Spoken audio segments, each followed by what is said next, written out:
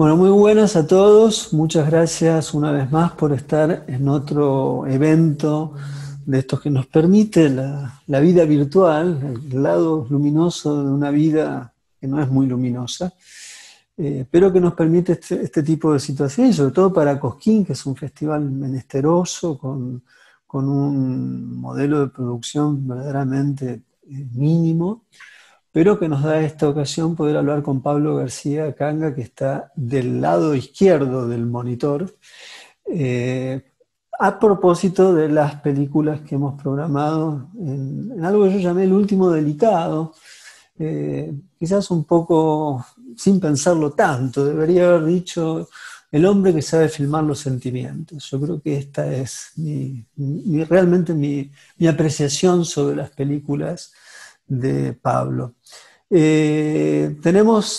Hemos elegido tres para pasar: de la amistad, La noche de antes y Para Julia. Tres películas que efectivamente lo que las atraviesa es justamente una forma de vivir los sentimientos, y los sentimientos más viscerales para cualquier vida, pues son los sentimientos que están relacionados con la amistad y el amor. A veces con alguna inquietud política, otras veces con inquietudes cinematográficas y literarias, pero en principio el centro neurálgico de esas películas están en la interacción afectiva entre los personajes. Y bueno, con esta introducción, Pablo, te quiero en principio agradecer la gentileza de que nos permitas pasar tus películas, que hayas aceptado esta modalidad mixta, que va a ser primero online y más tarde vamos a pasarlas en salas que son muy precarias, por cierto, pero son nuestras salas y que también es nuestra forma de luchar por la experiencia de la sala como lugar de reunión y también de vindicación de una tradición, que es la tradición del cine, que nace en una sala y no en funciones de streaming, que me parece que es importante insistir al respecto. Pero hablemos de tus películas. En principio te quería preguntar por algo en particular. Yo había visto una película más que quedó afuera finalmente, que es, la traducción en español se llama Meando Territorios, ¿no? Un poco como hacen los perros respecto de lo que consideran propio, y a veces las relaciones afectivas pasan por una idea de propiedad del otro, lo cual a mi juicio es un error categorial, pero eso es otro problema. Pero vos me pediste incluir un film de muchos años atrás. Estamos hablando de una película que casi está no lejana a cumplir 2 décadas, un poco menos, que es Para Julia. Es una película probablemente de adolescencia o posadolescencia tuya, de estudiante, pero que evidentemente al verla uno se encuentra con que todo aquello que te preocupaba y que se verá después está allí. Pero mucho más personal, porque te pone en juego a vos, incluso en el plano, no solo detrás del plano, detrás de cámara, respecto de una ruptura amorosa. Alguien te deja, una tal Julia, y vos haces una película, casi así como si fuera una especie de exorcismo, como si filmar fuera una manera de atenuar la sensación de pérdida. Entonces te quería preguntar, ¿por qué me has pedido esto? Porque para mí fue una verdadera sorpresa. La película me encanta, pero es una verdadera sorpresa. Bueno, no sé. Por una parte, o sea, para Julia es raro porque es una película de hace mucho tiempo, pero es cierto que entre las personas a las que yo conozco o que he ido conociendo, al final era como que se saltaba los 15, 20 años, digamos, que me siguen hablando de ella, ¿no? O que cuando la ven les afecta, y que en realidad me reconozco más en ella que, por ejemplo, en Missing Territories, ¿no? Que está en medio y que tengo la sensación de que es otra. En realidad, Missing Territories forma parte de toda otra serie de películas como que al final no han acabado llevando Sí. alguna parte, y que era como más. Podían tener, no sé cómo decirlo, algo más irónico, quizás, Sí, es en otro, su manera de abordar estas cosas. claramente otra. Peace in Territories es una película que está en otro registro. Sí está ese interés que vos denotás por la cultura francesa. Pero es otro tipo de registro, llamativo. Es otra galaxia de la que tus películas reflejan, ¿no? Pero volvamos sobre para Julia, ¿no? Porque me parece que es interesante ver la actualidad de esa película. El no A mí, o sea, envejecimiento. a mí es una película que me sigue sorprendiendo, o sea, que cuando la he vuelto a ver por lo que sea, me sorprende yo creo también por el... O sea, claro, también como ya es lejana, entonces la puedo ver realmente como si lo hubiese hecho otra persona, ¿no? Ujú. Y, y tengo o sea, y veo cosas, claro, es cosas también de cuando ves algo que has hecho más joven, de que te atrevías a hacer cosas que no te atreves a hacer Claro, después, claro. o también una cosa de... Así que noto cosas de invención formal que me alegro de, como que recupero luego, o sea, que me gustaría recuperar más bien. Ajá. ¿Cómo que? El, o sea, cómo está construida, ¿no? Así como con bloques mucho más brutos de palabra, de cómo puedo filmar simplemente de pronto fotos, o yo qué sé, una vela, filmar a gente, luego volver a tener palabra en el bloque final, ¿no? Esa especie de heterogeneidad que tiene.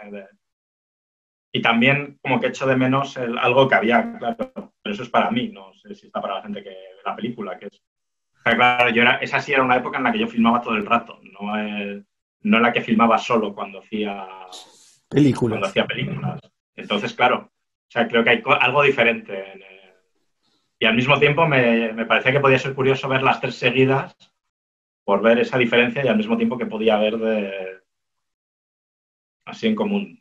Pero vamos, Ah, digamos, también o sea, la puse porque yo personalmente las que he hecho es una de las que prefiero.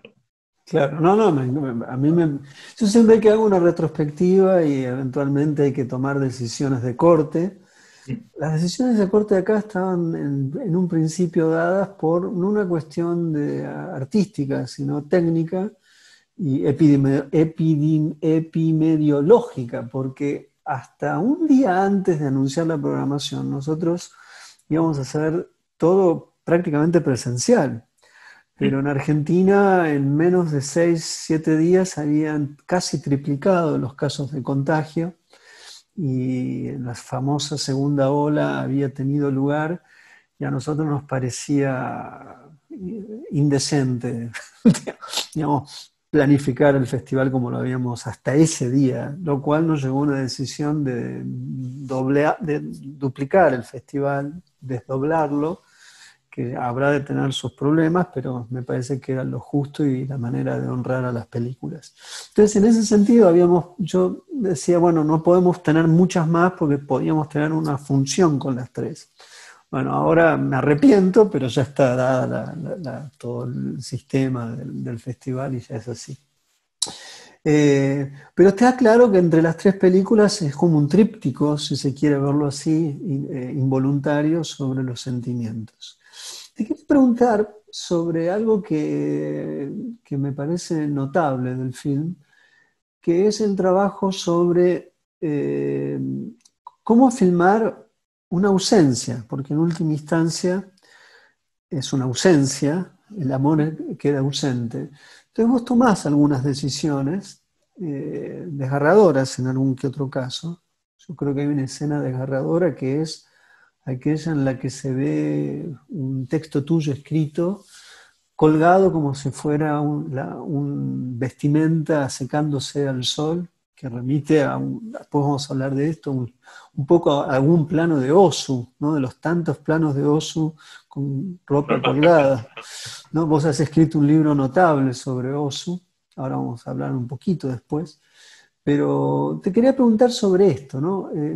¿Cómo resulta, y ahora a la distancia, donde esa ausencia quizás ya es casi olvido, filmar una ausencia?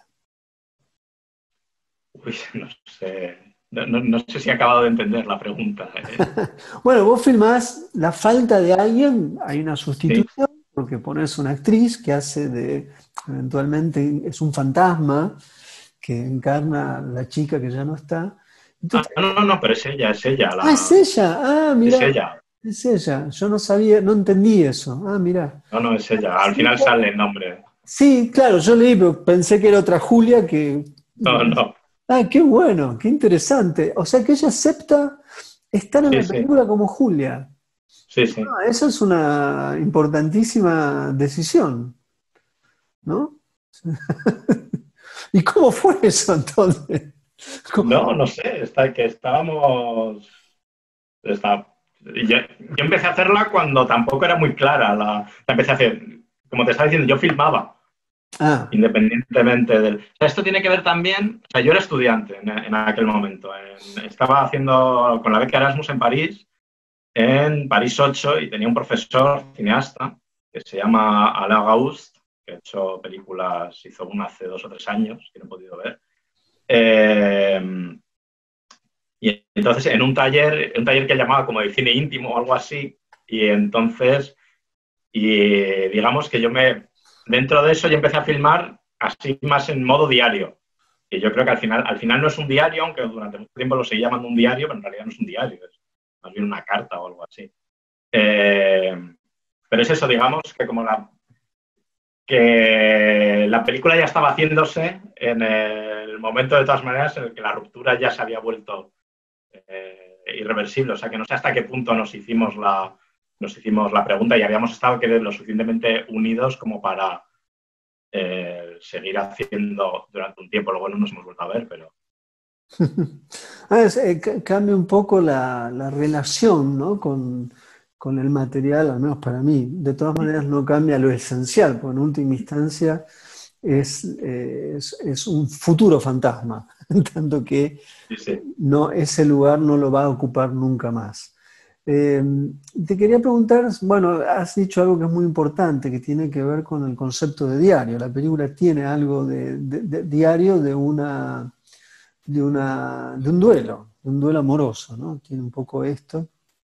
Y hay referencias muy, muy particulares vinculadas al cine. Una de ellas es a Mónica Vitti, de Antonioni, bueno, digamos, una mujer identificada desde la aventura, digamos, como una mujer de Antonioni, no solamente por esa película.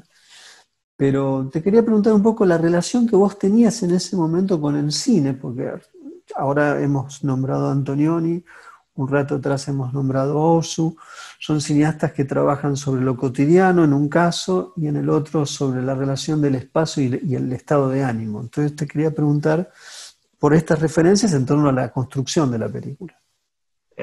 Bueno, o sea, Mónica Vitti es completamente... estábamos en casa de un amigo en Italia y estaba Mónica Vitti pegada en la pared, o sea, no Y la tenía elección. filmaste. Y No creo que de haya hecho, sido azaroso los planos de Hou Xiu-shen y Un ánimo de amar. Eso me parece que ya es más, ¿no? De la sí. relación, me imagino.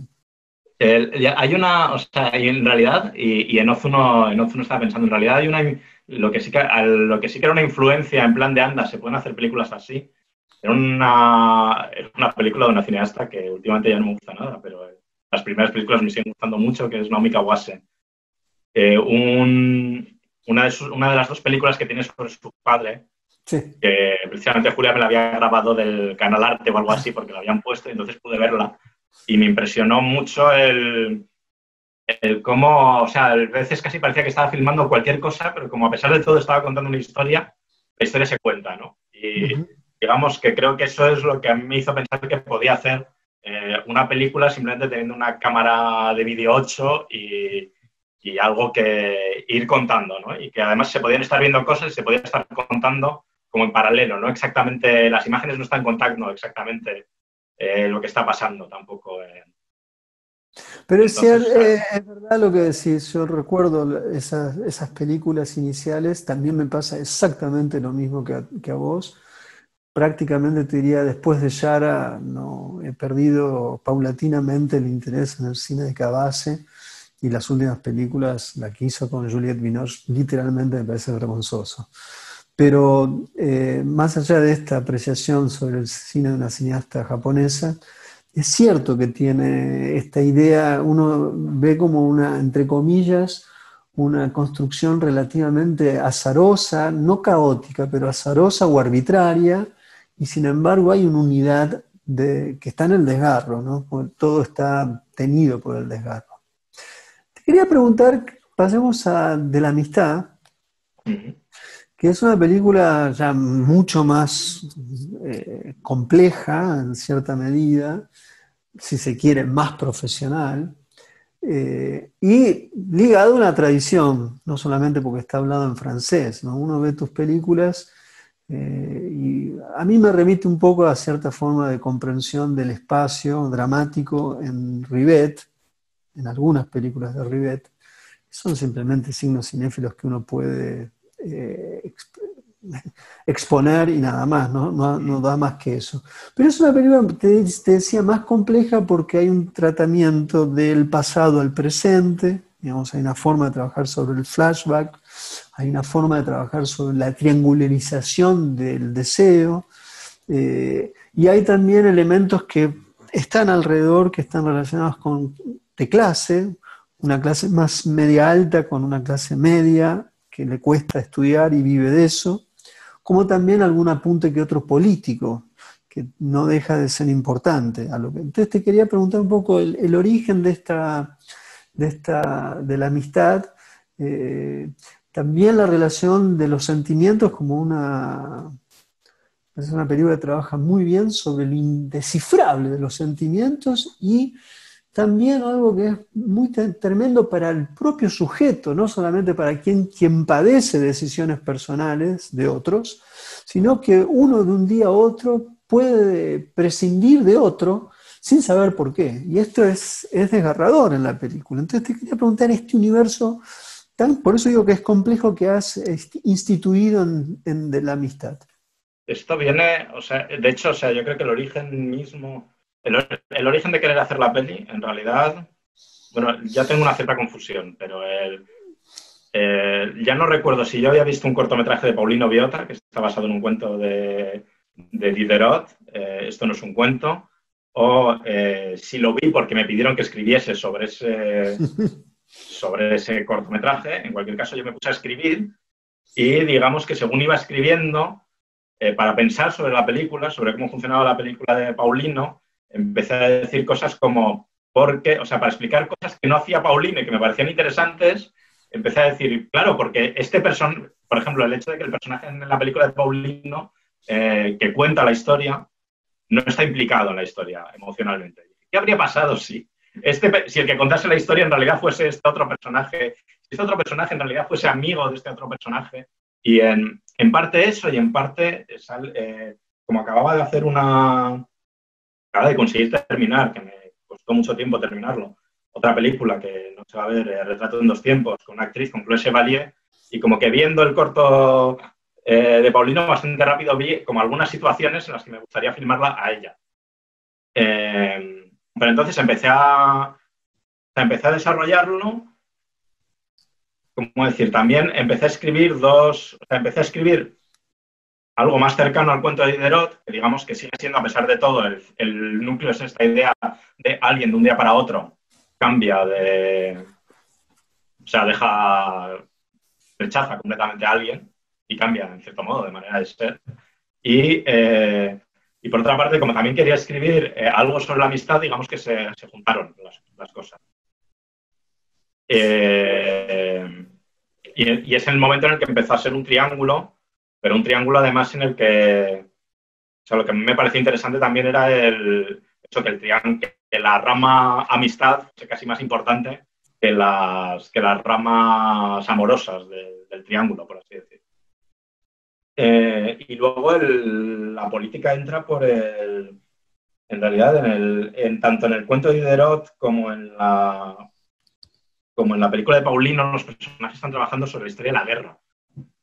Y si no tenía ni idea de historia de la guerra, fui a la biblioteca, no encontraba mucho, y como da la casualidad que yo estaba leyendo un libro ahora no recuerdo, un libro de Bernard Manon, historia de los gobiernos representativos, algo así, o sea, como que se incorporó lo que estaba leyendo a la historia misma, porque también, o sea, lo que quería era que si estos personajes, digamos que son amigos, por así decir, también en lo intelectual, quería que hablasen realmente de lo que les interesa, no que se dijese, como en lo de Paulino en Diderot, trabajaban juntos en la historia de la guerra y no ves qué es lo que les interesa en la historia de la guerra. Entonces, cogí algo de lo que a mí me apetecía sacar sobre lo que estaba leyendo en esos momentos y que me parecía que merecía la pena utilizar. Son personajes muy distintos al mismo tiempo, ¿no? Porque no solamente uno está interesado en la filosofía política vista en el pasado, mientras que el otro en el presente y eventualmente con una proyección del futuro, sino que no solamente estaría esa distinción respecto de su visión política del mundo y las posibilidades de la acción frente al mundo, sino también las formas de posicionarse. Uno le gusta como robar, el otro parece más correcto. Y también esto implica la modalidad con la que se van a relacionar con esa tercer personaje, que es esta mujer que introduce un cambio en la economía afectiva entre ellos dos, ¿no? Entonces, me parece que eso también, por eso decía que es más complejo y que la dinámica política circunscribe el campo emocional erótico que está ahí dando vueltas, que me parece también muy importante, ¿no? Yo no sé hasta qué punto vos, digamos, el film lo permite inducir o pensar o postular o conjeturar también una ligera atracción homosexual entre ellos, no dicha, no velada, básicamente, no jamás experimentada. Yo no sé si esto es algo que vos considerás que es pertinente de decir. No lo sé. A mí lo que sí que me parece, lo que sí que es cierto y que es que en realidad para contar la parte para la parte amistosa, la parte de la amistad de la historia, utilicé elementos de experiencia o leídos que en realidad remitían a experiencias amorosas, no a Claro. experiencias de amistad. Al igual que algunas de las cosas que pasan, en cambio, en lo amoroso, en realidad tenían que ver con experiencias de amistad y también o sea, está trabajada un poco, pero no jugando a saber a qué esto tiene que producir este sentido, pero No, vamos a poner claro, cosas que perturban, como también claro. hay cosas en la película de personajes masculinos que vienen de personajes femeninos y de personajes femeninos, o sea, de personas reales que he tomado cosas como que no he Es que, tenido... es que esa es justamente, me parece a mí, la virtud que tienen tus películas en general y en esta en particular, que el universo de los sentimientos se muestra con la complejidad que tiene, sin por eso buscar en quien está mirando o llamar o demandar de quien esté mirando la identificación de cuál es el sentimiento como debe ser leído. Simplemente hay una indeterminación y eso persiste, ¿no? Entonces hay muchos giros o curvas de la energía afectiva, que me parece que la película es en ese sentido magnífica, porque no lo resuelve, más bien lo sostiene, ¿no? Y esto me parece a mí que es parte de la inteligencia de la amistad. ¿Por qué en blanco y negro? Eh, bueno, hay varias razones, son casi todas muy pragmáticas, o sea, de todas maneras, la película está rodada casi sin medios, está es decir, la gente en los sitios es las cosas que realmente había en las casas, la ropa. Vamos, es una película en la que viajamos en metro para ir de un decorado a otro, no íbamos en coche. Entonces, digamos que ponernos a trabajar los colores del decorado de todas maneras no eran viables. Y por otra parte, también, dentro de esta economía, yo acabé teniendo la sensación de que era un poco una película ¿cómo decir?, de serie B, pero de serie B a lo Ulmer o algo así, Ajá. o sea, vamos a contar el mundo, es una película que dura media hora y en la cual hay 4 actores, uno de los cuales solo sale en una secuencia, ¿no? Entonces, quiero decir que la relación con el mundo exterior en realidad es muy abstracta. Uh-huh. Y tenía la sensación de que para que esta abstracción no acabase, no sé, o para ayudar a esta abstracción, en cierto modo, el blanco y negro ayudaba. Pero bueno, o sea, que es que hay lugares en los que de todas maneras no habría podido rodar en color. Claro. Pasemos a La noche de antes, que a mí me parece una, yo voy a decir, a mí me parece una genialidad esa película, por muchos motivos. Esta sí es en color. ¿Y de qué forma funciona el color? Porque... En esta sí había un poco de dinero. Bueno, me alegro y ojalá pueda filmar con dinero si los resultados habrán de ser como lo es en este caso. Bueno, acá justamente es una película con color y es una película con una actriz notable, ¿no?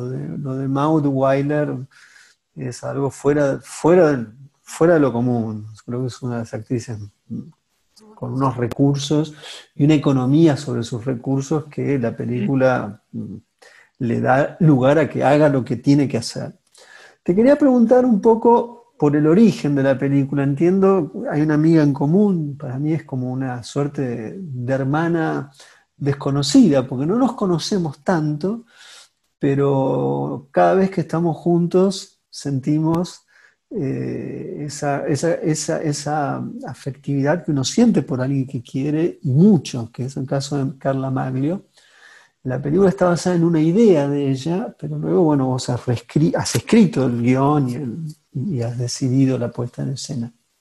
Te quería preguntar por ese inicio, de dónde proviene el texto de Carla. Sospecho que está relacionado con el film de Minelli, que es The Clock, pero contame un poco ese inicio para poder entrar a la película. El texto era un... Luego lo publicó en internet o lo publicó al mismo tiempo, no lo sé. O sea, yo lo recibí como mail. Era un mail en el que Carla simplemente me contaba que había visto The Clock y me contaba cosas de The Clock.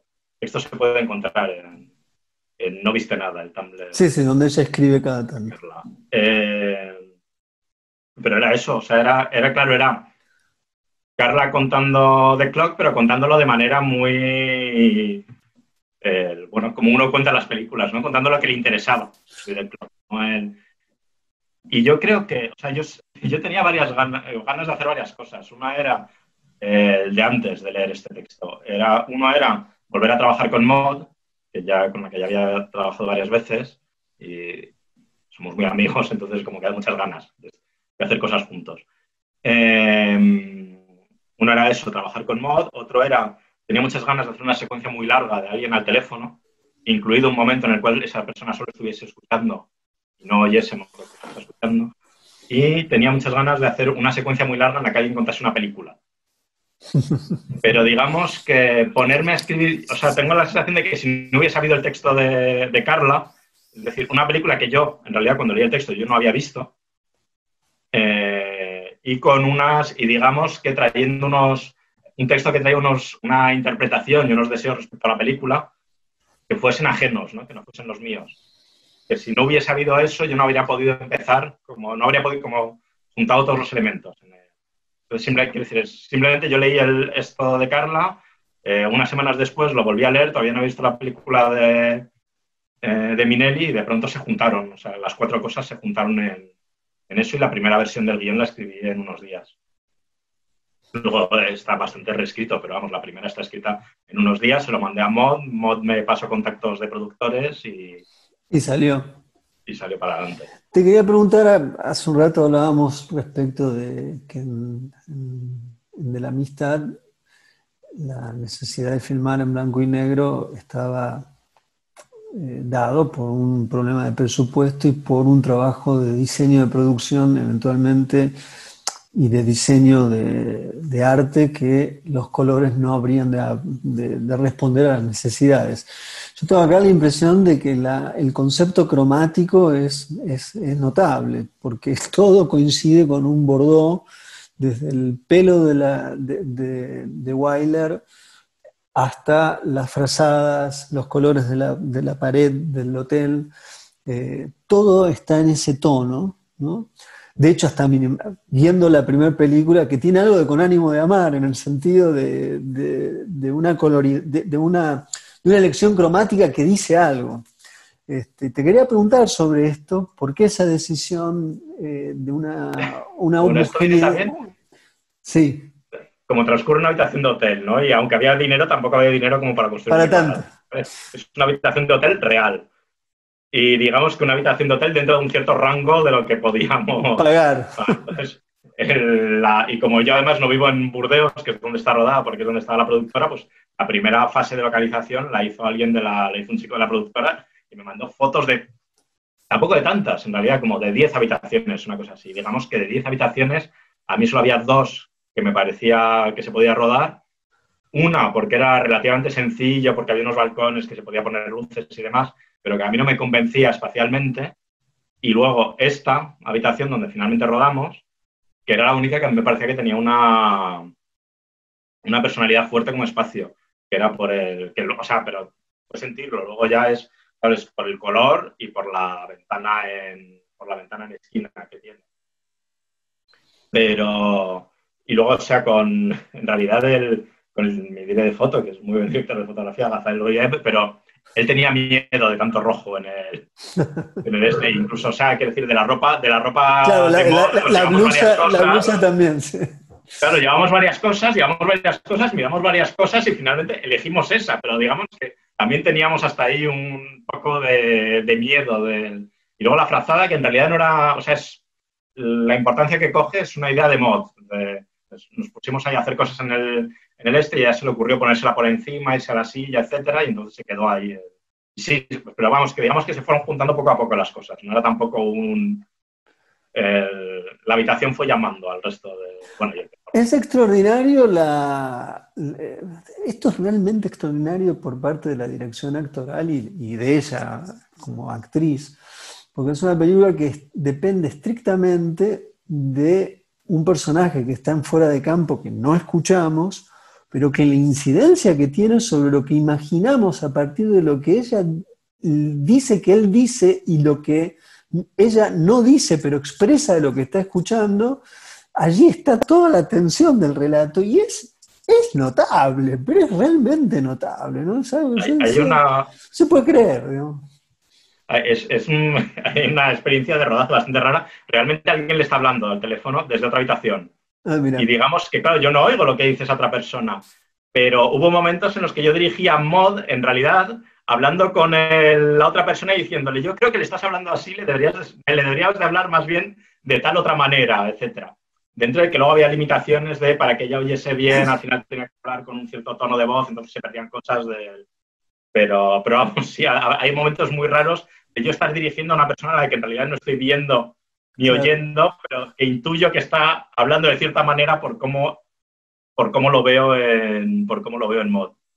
Es genial eso, porque además es la clave, porque aquello que a ella le entusiasma de la interpretación de la película de Minelli, de pronto se encuentra con quien está con ella, piensa el mundo muy distinto, ¿no? Y uno puede ya advertir allí una desgracia futura, porque justamente hay un desacople en los sentimientos a propósito de algo que pareciera ser muy, muy íntimo de la lectura que ella hace de la película. Es realmente increíble el film. O sea, es que te quería preguntar sobre un momento que es magnífico, donde el personaje dice algo respecto de los dos amantes en el film y la relación de ellos con la ciudad, con los ruidos de la ciudad. Y en ese momento la ventana está abierta y entran los ruidos de la ciudad que está sucediendo el film en sí.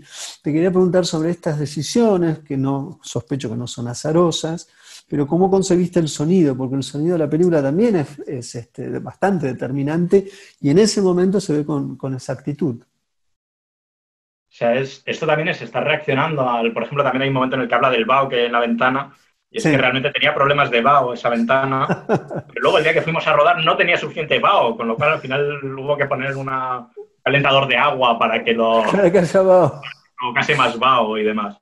Pero claro, eso llamaba también que de pronto, sabiendo eso, dije, pues interesante que abra la ventana y entonces...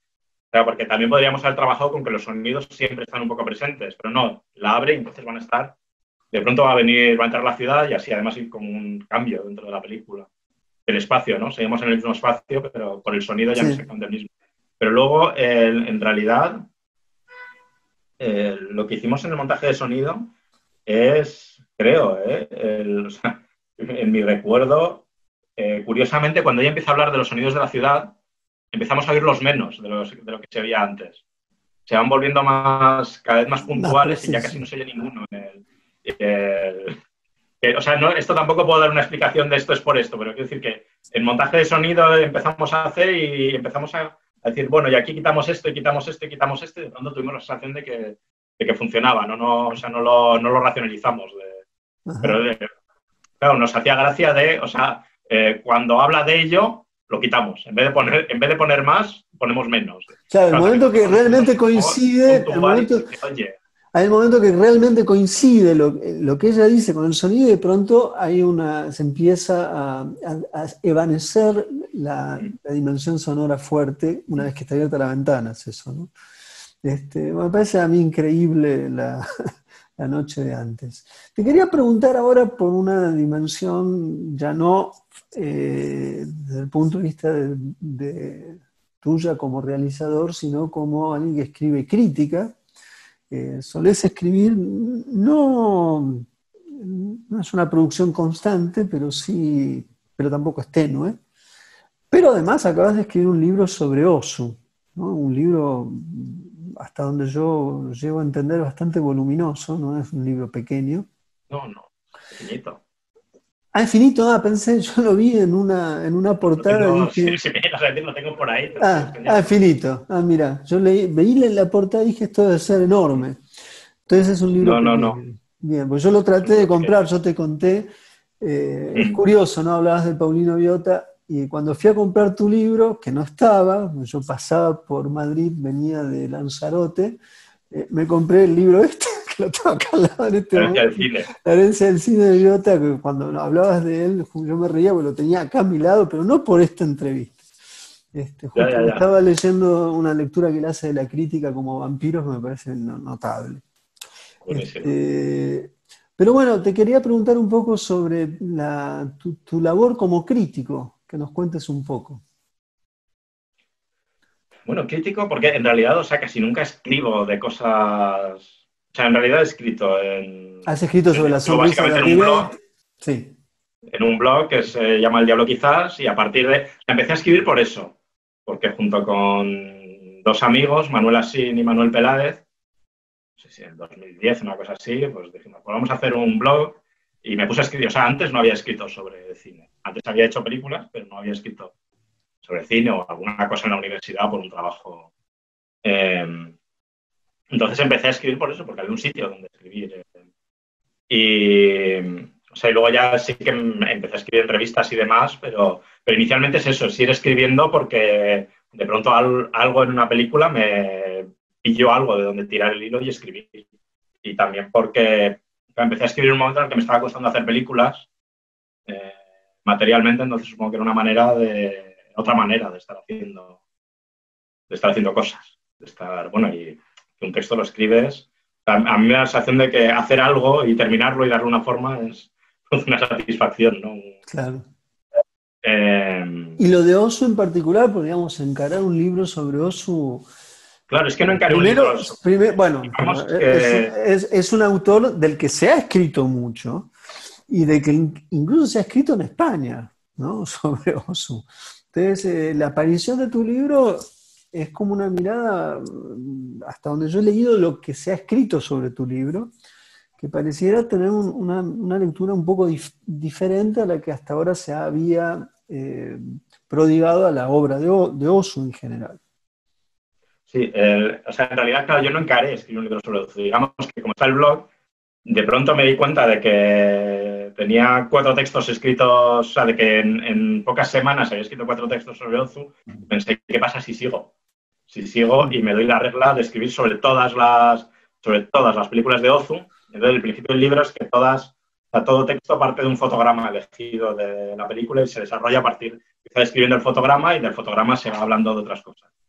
Pero bueno, está así como es un libro así. Siento que respecto a un libro de cine, por ejemplo, tiene reglas personales que me di yo. Por ejemplo, en las 3 primeras páginas se habla varias veces de Yasuhiro Ozu, porque en realidad no es sobre una película, sino sobre una foto de él.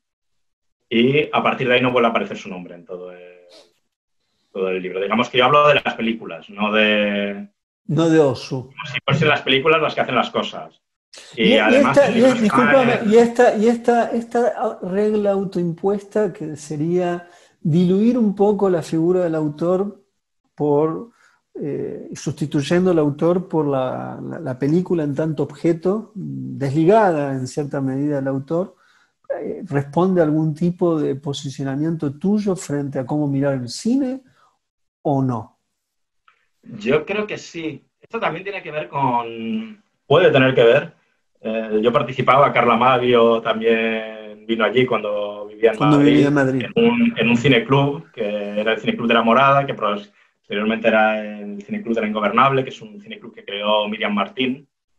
Y es un cineclub donde había esta regla de todos vemos juntos una película y después hablamos de ella.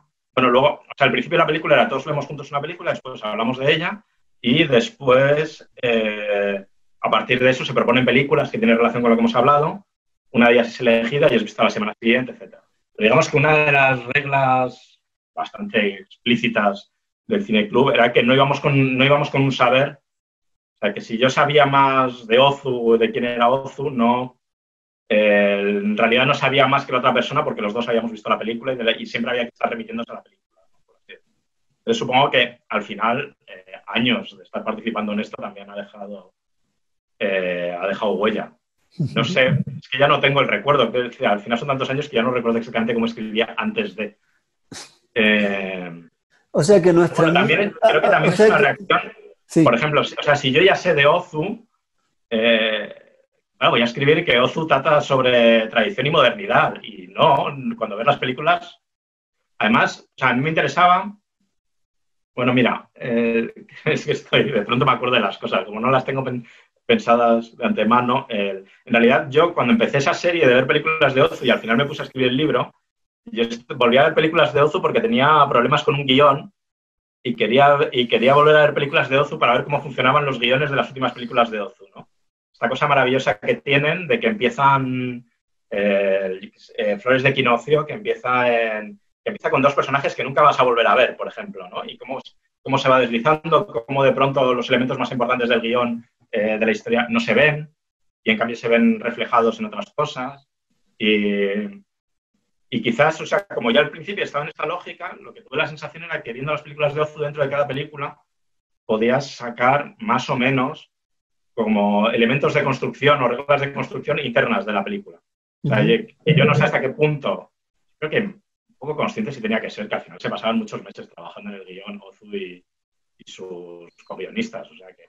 Pero yo, por ejemplo, quiero recordar, por ejemplo, que en Primavera Tardía me llamaba la atención que es una película sobre muchas cosas, pero también es una película sobre evitar un tema de conversación.